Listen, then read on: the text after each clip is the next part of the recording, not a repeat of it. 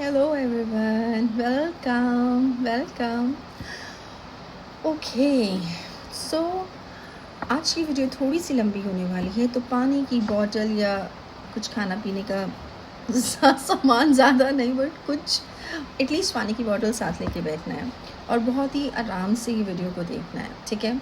So basically मेरा एक morning routine है जिसके अंदर I get up in the morning and do my part and then मैं एक ऑटोमेटिक राइटिंग करती हूँ अपने लिए, okay. And that is a way for me to get messages from the universe and my spirit guides. और उन messages को मैं डाउनलोड्स बोलती हूँ बिकॉज वो चैनलाइज डाउनलोड्स होते हैं मेरे लिए।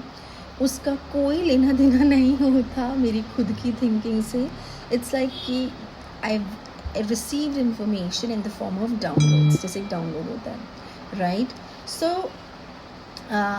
मैंने कल मैं कुछ दिनों से कुछ चीज़ के बारे में सोच रही थी एंड मैंने कल अपने स्पिरिट से, यूनिवर्स से, अपने गाइड्स से एक क्वेश्चन किया था जो मेरे दिमाग में थे।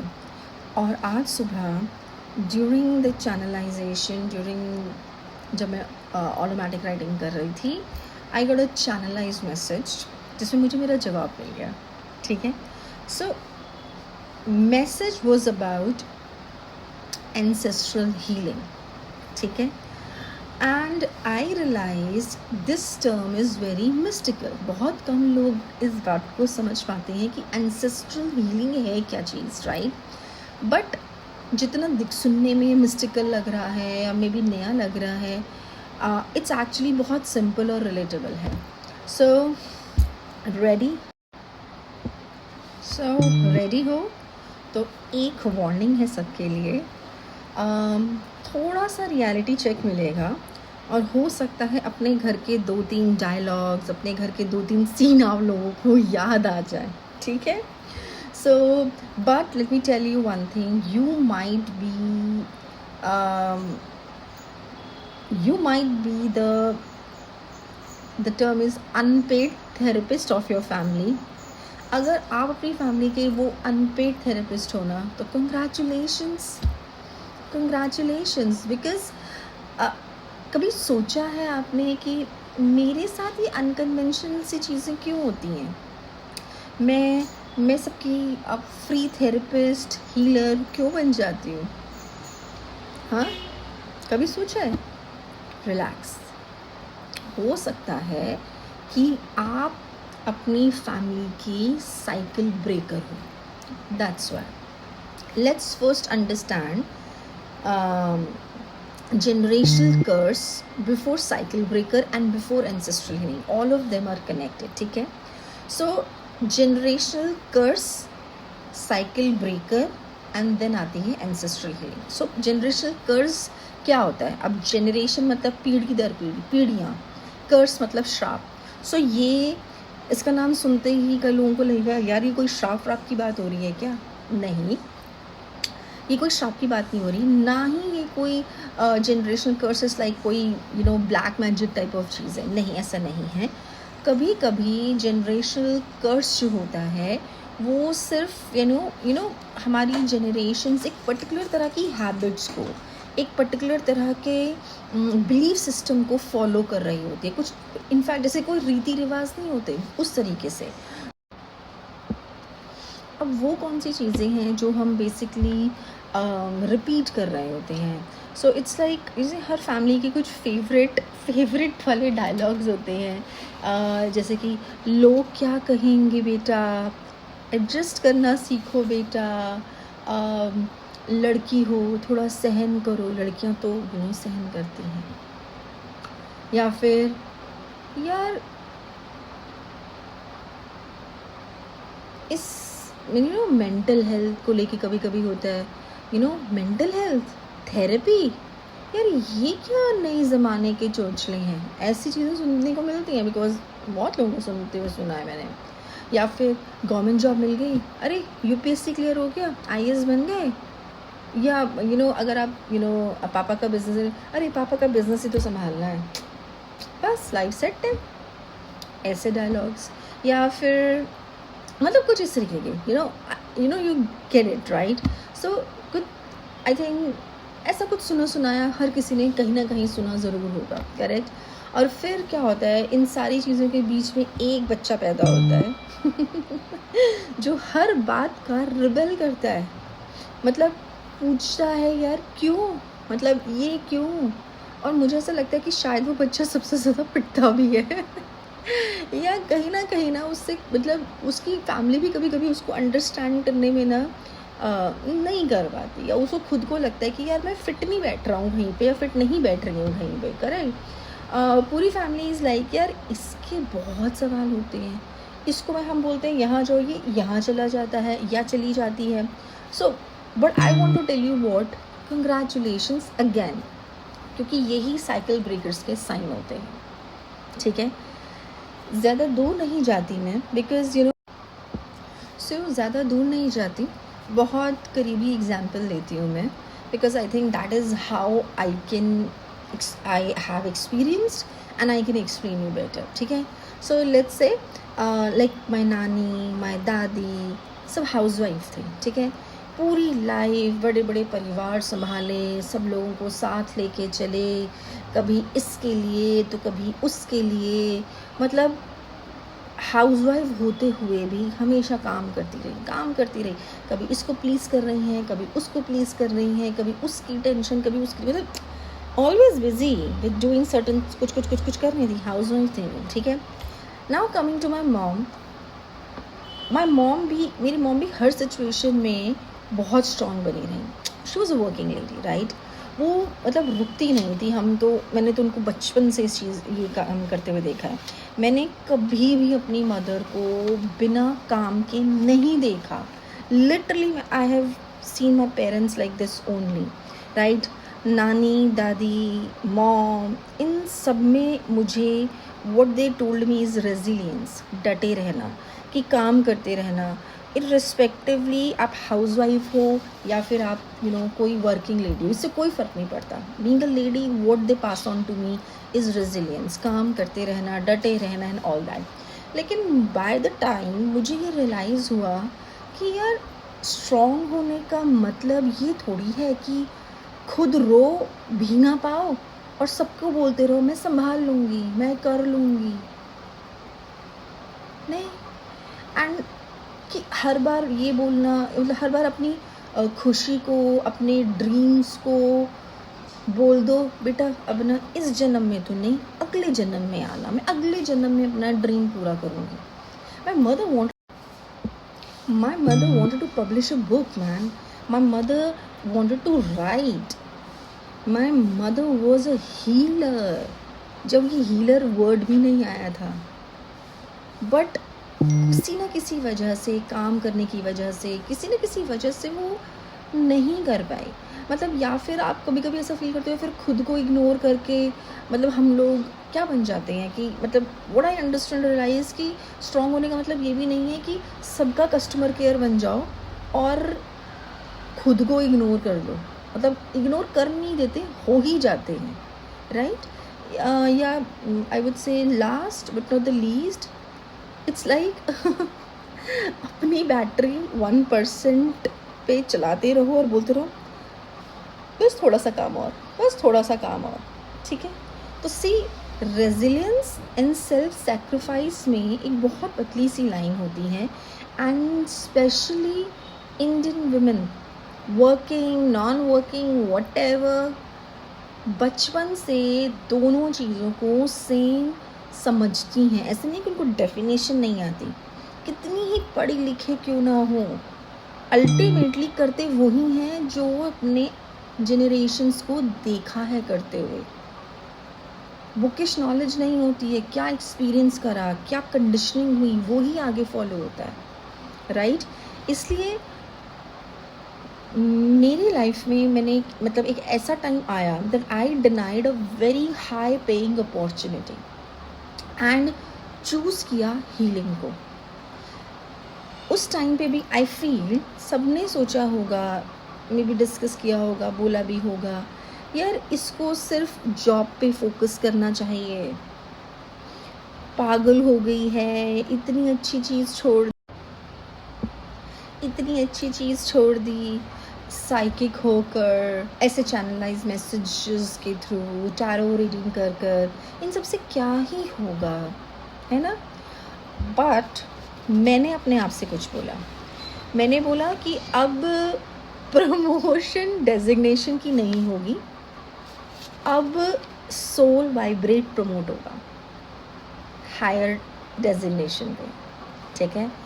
अब एक्सेल शीट्स कम, आकाशिक रिकॉर्ड ज़्यादा ओपन होंगे। अब लिंक्डइन से ज़्यादा कनेक्शन मैं ऊपर वाले से कनेक्शन बनाऊंगी। So I choose my soul purpose healing, मेरे लिए, बाकियों के लिए, whatever the way I can do, ठीक है? और अब सुनिए एक इंटरेस्टिंग बात हीलिंग मेरे घर में पहले से ही थी, मैं कोई अनोखी नहीं आई, ये मेरे घर में पहले से ही थी, बस नाम अलग था। आपके घर में भी ऐसा होगा, नानी दादी वाहिगुरु का पाठ करते थे, प्रेयर करते थे, that was a kind of a healing technique. माँ की इंट्यूशन इतनी स्ट्रॉन्ग थी ना, और आज भी है, कि वो होने से पहले उन्हें चीज़ों का आभास हो जाता था, इनफैक्ट वो प्रिडिक्ट कर देते थे और वो सच होता था। पता नहीं कितने लोगों को मैंने अपने मदर पेरेंट्स के पास आके एडवाइस लेते हुए देखा है, वो दे वर ऑल हीलिंग टेक्निक्स। मैं बस उसी गिफ्ट को प्रोफेशनली परस्यू कर रही हूँ। ये है second sign of cycle breaker. और साइंस क्या होते हैं साइकिल ब्रेकर्स के, let me share with you. Family की वो बेटी या बेटा जिसने अपने पेरेंट्स, और साइंस क्या होते हैं एक साइकिल ब्रेकर के, जैसे कि फैमिली की वो बेटी या बेटा जिसने अपनी फैमिली की एक्सपेक्टेशंस के हमेशा उल्टे ही काम किया हो, या हर कोई तुम्हें बोलता है और तुम्हें कि भाई तुम बहुत अलग किस्म के, मतलब तुम अलग हो अपनी फैमिली में, ठीक है? और तुमने या तो टॉक्सिक चीज़ों को नॉर्मल मानने से इनकार कर दिया, लाइक हम इनफिडिलिटी के साथ नहीं जी सकते, it's a deal breaker man, right? पहले ऐसा नहीं होता था, औरतें दे आर लिविंग, औरतें क्या मतलब मैन वुमेन एवरीवन, राइट? और या फिर दूसरी चीज़ें बाउंड्रीज सेट करी कि अपनी फैमिली में लोगों को लगा कि ये कितना डिस्टेंट हो गया है, इसको किसी की परवाह नहीं है, या मतलब आप विलन ही बन गए और most cold person of the family बन गए। That is also a sign of a cycle breaker, जिसने अपनी पीस के आगे किसी को भी प्रायोरिटी नहीं दी, राइट? उसके लिए सबसे पहले वो है, बाकी सब बाद में है, राइट? थेरेपी, या फिर आपका मतलब आपका जो इंटरेस्ट है वो आप जुड़ने शुरू हो गए थेरेपी से, साधना से, स्पिरिचुअलिटी में आपका इंटरेस्ट आना शुरू हो गया। और साइन ये हो सकता है जैसे कि सबको हील करते करते, मतलब ऐसा भी होगा कि इतना लोगों को हील करा और खुद की जब बारी आई तो गूगल पे पूछ रहे हो how to heal myself. लेकिन एक बात हमेशा याद रखना, ये सब साइकिल ब्रेकर्स के साइन होते हैं, बट इसका मतलब ये नहीं, साइकिल ब्रेकर बनने का मतलब ये नहीं है कि हम अपने पेरेंट्स एंड सिस्टर्स को ब्लेम करें, राइट? बिल्कुल नहीं, बिल्कुल नहीं। आज हम therapy, self help books, podcast और स्पिरिचुअलिटी के बारे में बात कर पाते हैं, करेक्ट? शायद हमारे पेरेंट्स और उनके पेरेंट्स के पास तो ये रिसोर्सेज भी नहीं, उनके पास तो ये रिसोर्सेज भी नहीं थे। उन्होंने बेसिकली शायद वही दिया जो उन्होंने खुद देखा, खुद एक्सपीरियंस किया, करेक्ट? सो अगर उन्हें सिर्फ लेट्स से उन्होंने सर्वाइवल सीखा, तो वो सर्वाइवल या के पास कर पाएंगे, correct? It's like business family अपने बच्चों को बिजनेस देती है, जॉब करने वाले फैमिली अपने बच्चों को जॉब देते हैं, मतलब एक्सपीरियंस देते हैं उन चीज़ों का, करेक्ट? अगर लेट्स से उनको इमोशन एक्सप्रेस करना सिखाया ही नहीं गया तो वो तुमको कैसे सिखाएंगे? उन्होंने अपनी अवेयरनेस के हिसाब से बेस्ट किया, ठीक है? और अब तुम्हारी बारी है कि तुम्हारी अवेयरनेस की रिस्पॉन्सिबिलिटी आपकी है। आपका काम उन्हें अपने एंसेस्टर्स को, अपने मम्मी पापा को, अपने नानी दादा को जज करना नहीं है। आपका काम ये डिसाइड करना है कि यार फैमिली की ऐसी कौन सी वैल्यू है जो मैं अपने आने वाली जनरेशन को पास करना चाहूँगी, और ऐसी कौन सी चीज़ है जो मैं एग्जैक्टली बिल्कुल पास ऑन नहीं करना चाहूँगी और मैं उस सफरिंग को यहीं के यहीं स्टॉप कर देना चाहूँगी। That is what you have to decide, right. So अगर लेट्स से तुम्हारे घर में मेहनत की वैल्यू थी तो उसे कैरी फॉरवर्ड करो, लेकिन अगर उस मेहनत के साथ बर्नआउट फ्री में आ रहा है तो भाई उसे आगे पास ऑन मत करना, क्योंकि generations will be burning out अब, और वो भी बहुत जल्दी अब तो, ठीक है। अगर लेट्स से पेरेंट्स ने जिम्मेदारी सिखाई उसे अपनाओ, लेकिन अगर जिम्मेदारी के नाम पर आप अपनी खुशियाँ सेक्रीफाइस कर रहे हो तो प्लीज़ उस पैटर्न को रिपीट मत करो, ठीक है। अगर तुम बिज़नेस फैमिली से हो और तो बिज़नेस माइंडसेट है, बिज़नेस डिसिप्लिन है, रिस्क लेने की हिम्मत है, ये वाली जो चीज़ वैल्यू है ना, इसे कैरी फॉरवर्ड करो। लेकिन अगर हर वक्त काम काम काम, फैमिली को टाइम ना देना, पैसा पैसा पैसा, अरे पैसे तो मैंने तुम्हें दे दिए, अब तुम जियो, अगर ये माइंडसेट है ना तो प्लीज़ अपने बच्चों को ये पास ऑन मत करना। बच्चों को पैसे बड़ा नहीं करते, वैल्यूज़ बड़ा भी करती हैं और टिकाती भी हैं, ठीक है। अगर लेट्स से आप दूसरा एग्जांपल, अगर आप जॉब वाली फैमिली से हो तो वो चीज़ आपको सिखाता है स्टेबिलिटी और ऑनेस्टी, उस चीज़ को फॉरवर्ड करो, ठीक है। हार्ड वर्क करना, स्टेबिलिटी, क्योंकि that's a job will bring to the table. लेकिन बस सेफ जॉब ही करनी है, या लोग क्या कहेंगे अगर जॉब छोड़ दी तो, या मैं बिज़नेस शुरू करता हूँ वो फेल हो गया तो ये जो फियर माइंडसेट है ना, इसको रिलीज़ कर दो। इसको तुम्हें अपने आने वाली जनरेशन में पास ऑन नहीं करना है। Break that pattern, break that cycle, ठीक है। इसे ही कहते हैं, जब हम ऐसा करते हैं इसे ही कहते हैं एंसेस्ट्रल हीलिंग, एंसेस्ट्रल पूर्वजों की हीलिंग। आप अपनी नहीं, आप अपने पूरे ब्लड लाइन को हील करते हैं, ठीक है। सो एंसेस्ट्रल हीलिंग का मतलब, कमिंग टू द पॉइंट 1 जिससे मैंने पूरी वीडियो शुरू करी थी, और उसको समझने के लिए इन सब के थ्रू होके जाना, इस पूरे कॉन्टेक्स्ट को समझना बहुत ज़रूरी था, ठीक है। सो एंसेस्ट्रल हीलिंग का मतलब अपनी रूट्स को छोड़ना नहीं है। रूट्स वहीं रहती हैं, आप अपने एंसेस्टर्स का एक एक्सटेंशन हो, उनकी एग्जैक्ट कॉपी नहीं हो, राइट। सो जो मैसेज मुझे चैनलाइज हुआ था वो इसी के लिए था, जिसमें मेरे स्पिरिट गाइड्स ने मुझे ये बताया है कि किस तरीके से I am going to contribute to the ancestral healing of my bloodline, right. और मैसेज ब्लीक था जो मैंने लिखा भी, दैट हर जनरेशन सरवाइव करती है, लेकिन हर फैमिली में एक इंसान आता है और वो ये कहता है कि अब सरवाइव नहीं करना, अब हीलिंग करेंगे। That was a message in my automatic writing, that was a message जो मैंने आज डाउनलोड किया, ठीक है। तो अगर ये वीडियो देखते टाइम आपको ऐसा लगा अरे ये तो मेरी बात हो रही है, करेक्ट, तो कंग्रेचुलेशंस अगेन एंड अगेन, आप ही अपने ख़ानदान के वो इंसान हो जिसको देखकर यूनिवर्स ने बोला इसके बस की बात है, इसको ही भेजते हैं। सो लेट्स डू इट, घबराना नहीं, ठीक है।